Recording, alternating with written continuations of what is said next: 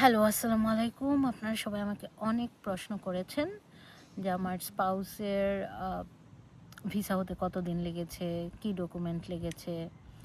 তো আমি যেহেতু আপনাদেরকে আমার জার্নিটা শেয়ার করছিলাম, যেমন আমি প্রিভিয়াসলি বলেছিলাম আমি কেন অস্ট্রেলিয়া না গিয়ে কেন নিউজিল্যান্ডে আসলাম, অথবা হচ্ছে আমার মেডিকেলে কি প্রবলেম ছিল, কতদিন লাগলো এআইপি আসতে, কতদিন ভিসা আসতে। তারপর আপনারা প্রশ্ন করেছিলেন আমার স্পাউসের কি, কি ডকুমেন্ট লেগেছে। তো আমি বলি আমাদের প্রায় অনেক দিনের আ পরিচয়, অ্যারাউন্ড 10 ইয়ার্স। তো সবটাই আমরা হচ্ছে উল্লেখ করেছি এবং স্পাউসের ক্ষেত্রে আমাদের ডকুমেন্ট আমরা যেসব সাবমিট করেছি সেগুলো হচ্ছে অনেক, অনেক, অনেক ছবি। অ্যারাউন্ড 400 ছবি আমরা দিয়েছি। সেখানে হচ্ছে আমাদের বিয়ের ছবি, তারপর আমরা বিভিন্ন জায়গায় ঘুরতে গিয়েছি সেই ছবি, তারপর হচ্ছে বিভিন্ন ফ্যামিলি অকেশনের ছবি। তো আমরা প্রচুর হচ্ছে ফ্যামিলি গেট টুগেদার বা সবাই একসাথে এরকম ছবিগুলো দিয়েছি। যেমন আমার বেবির বার্থডে বা আমার হাজব্যান্ডের বার্থডে, আমার বার্থডে, আমার ইনলসদের বিয়ে, এরকম অনেক প্রোগ্রামের ছবি আমরা দিয়েছি। আর দিয়েছি হচ্ছে আ একই বাসায় থাকি এরকম। এখন বাংলাদেশে হয় কি আমরা কিন্তু ওইভাবে ব্যাংকে পেমেন্ট করি না, অথবা বাসা ভাড়ার ওইরকম কোনো ব্যাপারটা থাকে না। তো এইটা হচ্ছে আ হয়তো অনেকের ক্ষেত্রে থাকে। তো আমরা হচ্ছে একই সাথে থাকার এরকম আ আমরা কিছু ডকুমেন্টস সাবমিট করেছি। আর যদি নাও থাকে এরকম রিসিট অ্যাকচুয়ালি ঠিকঠাকভাবে নিয়ে নেওয়া যায়। আপনি আপনার বাড়িওয়ালাকে বললে হয়তো সে একটা কিছু প্রোভাইড করবে। আর আমরা দিয়েছি অনলাইন শপিং। যেহেতু আমরা ঢাকাতেও প্রচুর অনলাইন শপিং এখন প্রায় সবাই করে। মানে আমরা চাল-ডালের যে সুন্দর করে রিসিপ্ট দেওয়া থাকে সেইটা, আমি আর ও সেম অ্যাড্রেসে শপিং করেছি। যেমন ওর আইডি থেকে চাল-ডালের শপিং, অথবা উম মেডিসিনের যে মেডিসিন কিনা, এই সেম অ্যাড্রেস ব্যবহার করা, বা গ্রোসারি শপিং।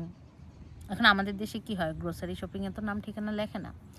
সেক্ষেত্রে যে আপনার আ পাশে, বাসার পাশে যেই দোকান আছে সেই দোকান থেকে বললে ওদের তো রিসিপ্ট থাকেই। রিসিপ্টে আপনাকে একটু নাম-টাম লিখে দিবে। ওটা কোনো ব্যাপার না, এটা ইস্যু হয় না। কিন্তু ওরা, আমার মনে হয় অনলাইনের জিনিসগুলোকে ওরা বেশি প্রায়োরিটি দেয়। আর একটা কথা, আমাকে যেমন আমি হচ্ছে তো কোথাও এজেন্সির নাম মেনশন করিনি। কিন্তু তারপরেও আ আমার ভালো ছিল, বা আমি ঠিকঠাক মনে হলো যে গাইডলাইন পেয়েছি। তারপরে আমাকে হচ্ছে কেউ বলেছিল যে এক আ ব্যাংক, শেয়ারে ব্যাংক, ২ জনের একই নামে ব্যাংক থাকতে হবে। তো আমাদের অ্যাকচুয়ালি ব্যাংক ছিল না, জয়েন্ট অ্যাকাউন্ট যেটাকে বলে, সেটা আমাদের ছিল না। কিন্তু প্রবলেম হয়নি। আমরা আবার নমিনি সার্টিফিকেট দেখিয়েছিলাম। যেমন আমার নমিনি আমি আমার হাসব্যান্ডকে দিয়েছি, আমার হাসব্যান্ড নমিনি হচ্ছে আমাকে দিয়েছে। এরকম একটা সার্টিফিকেট আমরা শো করেছি। বাট এইটাও হচ্ছে আমাদের দেশে দেওয়ার নিয়ম নাই। আমাকে এরকমই বলেছে। তারপরেও আমরা যেরকম একটু ম্যানেজারের সাথে কথা বলেছি যে এই কারণে আমাদের লাগবে। একটু আপনারা কনসিডার করেন। ওদের যে পেড, ওই পেডে আমাদেরকে দিয়ে দিয়েছিল আরকি নমিনি সার্টিফিকেট। তারপর হচ্ছে আর কি লাগলো? এগুলো, আর ম্যারেজ সার্টিফিকেট যেটা আছে সেটা। আমাদের বেবির বার্থ সার্টিফিকেটে আমাদের ২ জনেরই নাম আছে, এইটা। তারপর একটা লেটারও ছিল এরকম যে আমাদের হোল জার্নিটা আমরা একসাথে কবে থেকে শুরু করেছি। তারপর হচ্ছে আমাদের লাইফের যে ইম্পোর্ট্যান্ট মোমেন্টসগুলো, এগুলো একটা শেয়ার করেছি। এই তো। আর কি, ওই যে বললাম অনেক, অনেক ছবি দিয়েছি। আর বিভিন্ন সময় দেখা গেছে যে আমরা ট্যুরে গিয়েছি, ওইগুলোর রিসিটও দিয়েছি। বা আপনার কাছে যদি সেম জায়গায় ট্রাভেল করেন, বিমান টিকেট থাকে, সেটাও দিতে পারেন। তো আমরা মোটামুটি ভালোই ডকুমেন্ট দিয়েছিলাম। আর বেবির জন্য অ্যাকচুয়ালি তেমন কিছু লাগেনি। বার্থ সার্টিফিকেট লেগেছিল, পাসপোর্ট তো লাগবেই। আর ওর মনে হয় টিকা কার্ড, হ্যাঁ, টিকা কার্ডটা আমরা ট্রান্সলেট করে দিয়েছিলাম। আর হাজব্যান্ডের এই ডকুমেন্টগুলোই দিয়েছি। আপনাদের হচ্ছে যত বেশি একসাথে থাকার, একসাথে শপিং করার, একসাথে ঘোরাফেরার ছবি, ফ্যামিলি প্রোগ্রামে একসাথে যাচ্ছেন, এগুলো যত বেশি দেওয়া যায় মনে হয় বেটার।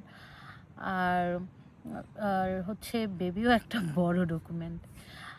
তারপরেও ওরা হচ্ছে অনেক ডকুমেন্ট চায়, আমার কাছে আর কিছু চায়নি। আরেকটা ইস্যু ছিল যে আমার হাজব্যান্ডের ভিসা এসেছে 25 দিনে।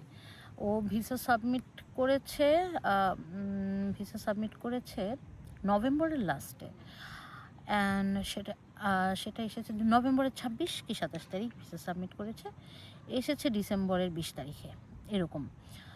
আর কি তখন আবার হলিডে পড়ে যাচ্ছিল, ওদের যেই বড় ভ্যাকেশন সেটা শুরু হয়ে যাচ্ছিল। তো আমরা ভাবতেছিলাম যে এটা তো তাহলে জানুয়ারিতে চলে যাবে, ভিসা হয়তো আসতে আসতে জানুয়ারি চলে যাবে। আর জানুয়ারিতে যদি ভিসা আসে, তারপর আমার ক্লাস শুরুর আগে আসা, সবটাই আসলে একটা হ্যাসেল হয়ে যাবে। কিন্তু তারপরেও আল্লাহর রহমতে ওর ভিসাটা যেদিন এসেছে তার পর দিন থেকে হচ্ছে ওদের ভ্যাকেশন শুরু, এরকম ছিল। তো মোটামুটি বেশ কম সময়ই লেগেছে। আর একটা ছিল যে হচ্ছে আমার হাজব্যান্ডের একটু হিমোগ্লোবিন কম ছিল, কিন্তু সেটা রেঞ্জের মধ্যে ছিল। ওদের রেঞ্জ যেটা, সেটা হচ্ছে হিমোগ্লোবিনের জন্য 11 পর্যন্ত ওরা হচ্ছে কিছু বলে না, তার নিচে হলে কেন কম সেটা ওরা দেখতে চায়। আর অনেকের ওই যে ডায়াবেটিস, আমাদের যেমন অনেক বড় একটা প্রবলেম হয়ে যাচ্ছে যে অনেকেরই ডায়াবেটিসের জন্য দেখা যাচ্ছে আবার ফার্দার টেস্ট দিচ্ছে।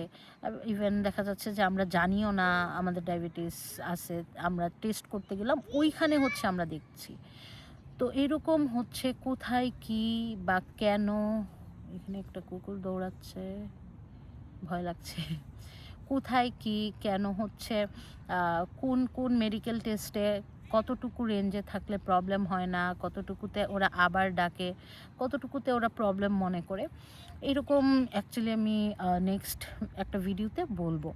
কারণ অনেকেই আমাকে প্রশ্ন করেছেন। আর যখন হচ্ছে আমার মেডিকেল ইস্যুটা হয়েছিল, তখন আমি মোটামুটি ওদের একটা গাইডলাইন আছে, একটা গাইডলাইন বই আছে, সেই বইটাও আমি ডাউনলোড করি।